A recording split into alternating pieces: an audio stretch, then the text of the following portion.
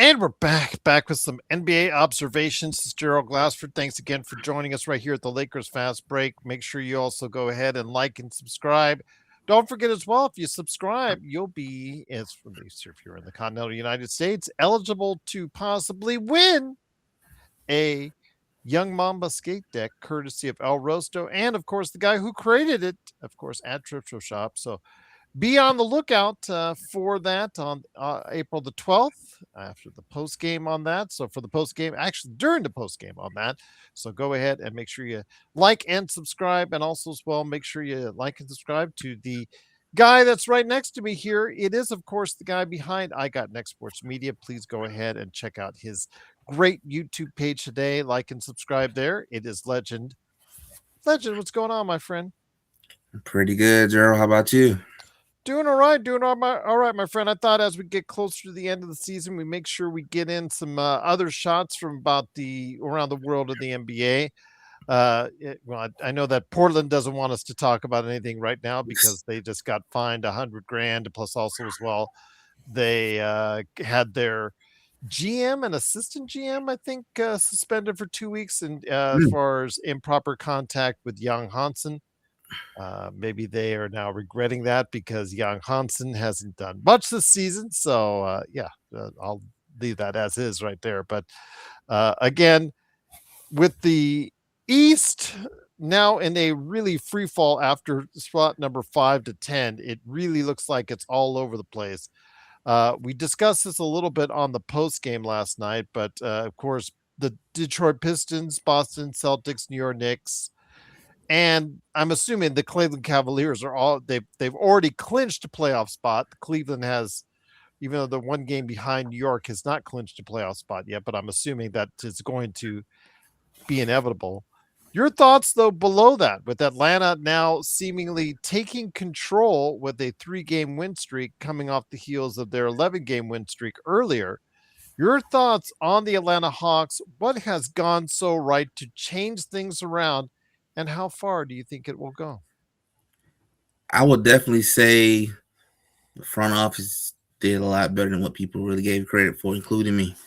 They caught us off guard making the moves of moving Trae Young and bringing in a couple of vets and getting Jonathan Kuminga. The best thing I think really turned this season around was letting this team become Jalen Johnson's team. Start going more the younger route, more athletic route, and that made a big difference in this team. This team look a lot better. They're running gun. They look good. Playing active on defense. They look really good. Jonathan Kuminga fits perfectly right beside Jalen Johnson. It looked like we almost, at this point, activated what he really could have been for Golden State. Hope you're enjoying this, Steve Kerr. Just keep enjoying what y'all doing out there. It could have been you guys, but, hey, you just want to keep benching him. Well, he getting all the playing time in the world in Atlanta. And I can definitely say that A loves him. We love him. We appreciate him. The team looks really good. We haven't had a Hawks team this good and probably since that team that won like 60 or 50-something games. Well, there was a team with Trae that went to the Eastern Conference Finals. Oh, yeah, 2021. Yes. So that's that last one. They had every break go their way to get there and then just never could get it back. And this team looks like it could do something special. So this team has definitely turned their season around. They look like a dangerous team you probably hate to play in round one. And looking like we're going to play Cleveland in round one. That's what it looks like. So Cleveland might not be too happy that they're going against a red-hot Atlanta Hawks team that could sit here and pull an upset, sit here and beat them. You never know. So this team is really turning their season around. And like I told one Hawks fan today, no matter what happens in this playoff, you got to be very proud of what the Hawks managed to do. You got to be proud of that. You got to be feeling good about the future. and just build upon it. Just keep building upon it, and you got to really be happy that New Orleans just sat there and did the dumbest thing last summer and just said, "Here you go. Let's gift wrap you a first round draft pick, man. We put a bow on it just to make you feel really good. You know what? We'll throw in some cookies and water with it too. You know what? We appreciate that because if we get another number one draft pick, this time it's gonna be a real number one. We're gonna get a real number one. But even if it's not a number one pick, still good. So Hawks fans has a lot to be happy about right now with this team and with the future. That they do because there's a lot of options where they're at. If nothing changes for where it falls as far as that New Orleans pick right now. So yeah, obviously it's going to be very interesting to see how that lays itself out. But yes, I agree with you. The future does look bright for Atlanta as far as what they have to offer. But as far as being a possible upset maker or somebody that's going to spoil something with a first round victory over Cleveland right now, because I don't know, they're only a game behind New York, so I don't want to put it out of the realm of entirely of possibility that they could surpass New York, but it looks like right now that Cleveland will be playing Atlanta, so that'd be very interesting indeed. But Toronto has faded after a Yeah, surprising start to the season and surprising first half to the season. They're now in sixth place, but they are only a half game in front of the much better Philadelphia 76ers because they've gotten some health around them. Paul George looking like vintage Paul George in this most recent game, a 39, I think at he got. 39, I think. Yeah, so again, looking like vintage Paul George, maybe off the performance enhancing drugs there. But they are now poised to possibly pass the Toronto Raptors. So we'll have to wait and see how that works itself out. But I also want to go ahead and talk about Charlotte Hornets once again. I know Charlotte has been a surprise team, but they are playing above their heads right now. But again, this will also be a team that nobody wants to face if they can get out of the play-in. Yeah, that's another red hot young team who's been looking good all year, who might have the rookie of the year honestly on that team. And they've been balling. They've been balling the last couple of months, the last month or so. And I would hate to play against them in round one. So whether you are Detroit, Boston, they're gonna give you your hands full. That's a team that you cannot expect. Oh, we're gonna sweep them, get them up out of here. No, that might at least be a 5 or 6 series game. Then they're gonna give you a fight. They may not win it, but they're gonna give you a fight. You're gonna have to work for that win. And if I'm Charlotte, the team that I would love to get, if it's possible, would have been Detroit. Why Cade is not there. Cade's not there, you got a chance to pull an upset. But hey, whatever happened for them, I would say it's been a heck of a good season for them too. They turned their season around. The only thing the Hornets need to do now, just build upon it. Keep building upon it. Keep making the right moves. Who knows? Next season, maybe the Hornets might be a top 5 team. You just never know. And with the prospects of having 2 first round draft picks right around the teens, it looks right now, according to Tankathon, they would project out without any movement in 16th and 17th place in the draft. Still, you in a deep draft like this one is projected to be, they could get some good quality players there indeed, especially along their front line, where they do need some support there. Absolutely looking forward to seeing what this team can do. But then there's the state of Florida, and we talked a little bit about this last Ooh, night. um I mean, Orlando and Miami not going in the right directions. I talked about it before with you last night, but they are, after tonight's games, 4-16 right now in their last 20 games combined between both those teams. They're both at the bottom, ninth and 10th, and I know that we've seen Miami come from the dead, like playing type team not or this playing time. scenario, and they've been competitive and or have gone a long way with very little. And but Spolstra, we keep talking about Spolstra as this guru, of coaching and about because based on the fact he does have championships, but he's been able to take teams to upper echelons, i.e., conference finals and finals, with Gabe teams Vincent. that, yeah, exactly, with teams that not necessarily are qualified with it. But I don't know. I mean, this team looks like it's really not on a competitive level. Could this be a sign that maybe Spolstra might be seeing his last days on his venture? I'm not going to say Pat Riley's going to fire him because I don't think that would happen, but maybe it's a time for him to look away from South Beach. It might be time to look around, see other options, and who knows? I wouldn't be surprised. Maybe he decided to go into the front office at this point too. I know there's been a lot of rumblings about him going into the office, and that they hire a new coach. I know that's been going on for a while, but it just haven't been going too well with Miami. And I mean, Miami just got their butt whooped tonight by Boston, and it's been ugly. It's just been ugly for Miami right now. It feel like they've been struggling ever since that 83-point game performance from Bam. And I kind of, like I told somebody earlier, maybe just the basketball god saying, should never did what you did to get the 83 points. He was fouling on purpose, and did a lot of things that ain't pretty basketball, and could be a little bit of payback for all that. Who knows? But it just haven't been good basketball. This team don't give me the vibes that, yeah, we're gonna see him surprise everybody and make a run to the Eastern Conference Finals like they did in the past in 23 and all that. Not this team. I don't see it. I think this team got some real issues. Orlando got some issues too. I think Orlando's issue still is what it's been for a while. You just don't have the offense. You need more offense. And then Pablo just haven't been what you hoped him to be. He haven't took his game to the next level, and just been disappointment. I think in Orlando, this is a team that's very expensive and Yep. just not that good. And they gave up a lot of assets. I think the GM's gone after the season. I think the coach is gone, Jamal Mosley, who we were talking about at the beginning of the season as a possible coach of the year candidate because we thought Orlando was going to go. I mean, Alfred Esmond, I feel bad for him because he was covering the Orlando Magic for years. And he came on the show this season and talked about, what was going right. And then all of a sudden, he had to talk about once the season started about what was going wrong with Orlando. I, I do think Jamal Mosley's days are numbered.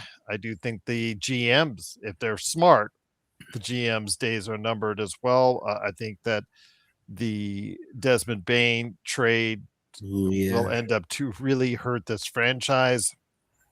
And I think that they need to clean house. They need to clean house on this roster because, like you said, it's just a team that's really going nowhere at this time. Yeah, you just basically you're paying a lot of money to be like a eight between 8 to 11 seed team. That's what you're pretty much doing. The amount of money that you're spending, you should at least be between 6 and 3. At least if you're paying this type of money. And that's the part that you look at and be like, this was a bad investment. You invested a lot in the Desmond Bain. This ain't paying off. You're not gonna lie, right now, Memphis gotta be smiling saying, got y'all, got you. Well, that's on them. You took a chance with it, and that's part of the NBA. You take a gamble and might work, might not. And so far, this experiment just didn't work, and now you're stuck. You gotta go and get awesome pieces, and see can you make some trades, maybe get rid of some of these expensive contracts and get some asset bet, get some aspiring contracts, and get some draft picks, and just get something to get started on a rebuild. Cause this right here, it's not it. It's not it. We'll see what happens, my friend. But again, for that hodgepodge right now in the East, it is not looking good for the state of Florida. I do not expect a Miami Heat, drive like from the dead that we've seen before in previous seasons. I'm just not feeling it. They don't look competitive on a nightly basis, and I just think that right now it's not good. And again, I see a lot of burnout when I look at that team when it comes to Eric Spoelstra and Pat Riley. So maybe it's time for Pat Riley to just, retire there on Yeah. South Beach and look towards greener pastures. But we'll see what happens with that as far as the state of Florida is concerned. But yeah, if you guys have any thoughts on the battle for 5 through 10 in the East, and can any of these teams compete? Again, Atlanta is riding a lot of momentum right now, and it's looking like they're starting to separate themselves from the pack. So, if you guys have any thoughts on that? Do you think the Sixers, now that they're kind of sort of all healthy, are a team that can compete? Let us know your thoughts right there down below. But my friend, there's also another thing that I wanted to go ahead and talk about with your other team that you follow, and that's the Golden State Warriors. Getting Not their been butt whipped great. right now. Yeah, not been great. 36 and 39 heading into the play-in. They're already playing bound right now, and it just is been really disappointing. Obviously, losing Steph and obviously losing Butler are key injuries right there for you. Steph, Moses uh, Moody. yeah, Moses Moody, absolutely. That was another tragic injury as well. But I guess Steph is possibly coming back as early as Sunday, according to reports earlier today. So, with that, my friend, I still don't see a happy ending for Golden State. I don't know why Steph is coming back at this point. Again, we're seeing possibly that him, Halliburton, and other players, Wemby out, not no Wemby out, Antetokounmpo, all coming back before the end of the season. And I'm just saying why at this point, but okay, I'm game with it. But the thing is, are you, my friend? Do you think at this point with Steph, and we talked about Steph last week as far as the possibility that should he move on, now is the possibility I hear that this team, we thought the Clippers were old coming into this season.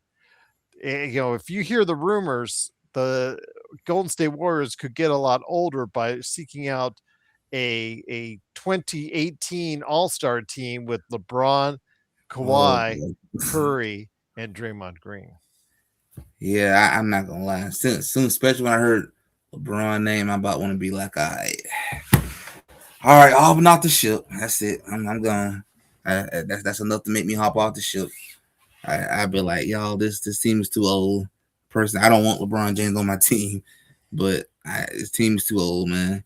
You're not getting LeBron at peak LeBron. He's not washed, but he can't he can't do what he did in the past. Kawhi Leonard's not the same either. He's up in the age. Draymond is definitely not the same. He is. You can tell he's past his peak. Steph, still putting up good numbers, but he's past his peak too. You're going the wrong way. You're basically being Clippers 2.0 at that point. That's what you're basically doing, and that's gonna be a disaster. Looks good on paper, probably look good on NBA 2K, but in real life, it's not gonna work. That's not the right way to go. Just begin the rebuild process is the best thing to do.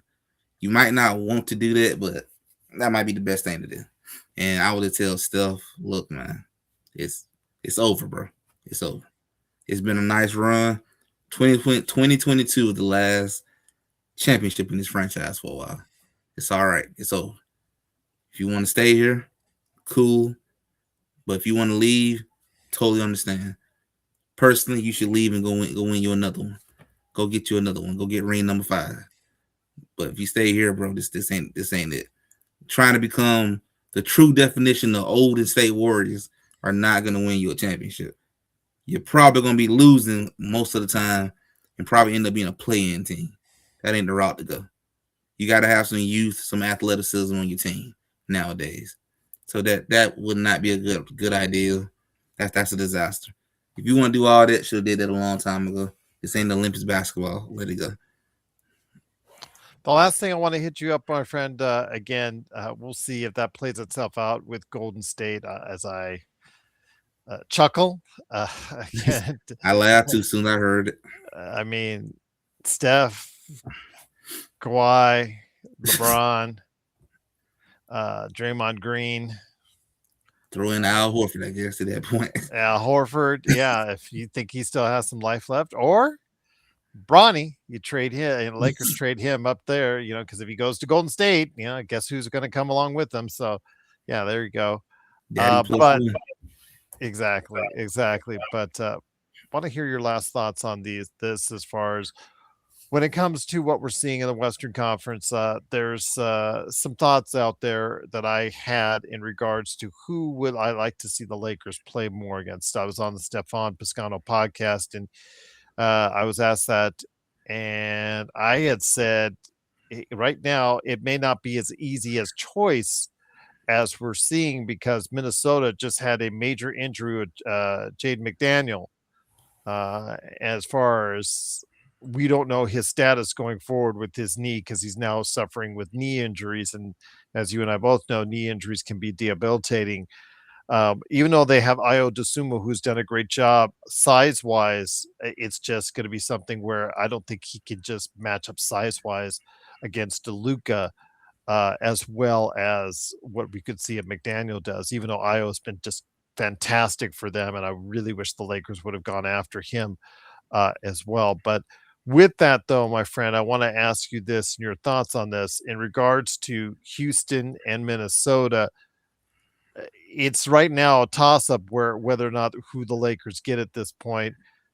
Who is your preferred candidate for which team is suffering right now? Because as someone who observes the Western Conference as well, who do you think would be an easier matchup for the Lakers in the playoffs? Knowing that injury happened, that does make a big deal to lose Jaden. That is a big cost If for he's out, if it's he not is out. definite that he would be out at that time. I'm gonna just assume we still got like maybe 2 weeks before it really begins. So I'm Mhm. gonna say maybe he'll be back by game one, no later than game two. I would probably still say you want the Houston Rockets just because of the fact that they don't have Steven Adams. That's a hurt. But the biggest hurt is you don't have a real point guard to help facilitate the offense. You got Kevin Durant a lot of the time dribbling the ball at the court. All you gotta do is trap. Do exactly what the Lakers did that game. Just trap him, force turnovers, ball game at that point. That's really all you gotta do. They don't have enough scoring. They missing a lot of scoring wise. That's gonna be a big issue for them. If I'm the Lakers, that's who I'd rather have. Just knowing that with your offensive power, the Houston Rockets can't keep up with you. You may not be a great defensive team, but I don't think you're gonna need an amazing defense to beat the Houston Rockets. Just be decent. Just be decent. You'll beat them. Your offense definitely should be better than them. So I would take Houston to me over the Wolves just because I'm thinking Jaden might be back by then, but who knows? But I think the easiest path will be the Houston Rockets. That would probably be the round one I want. Now round two, good luck though on that part. That one will be interesting.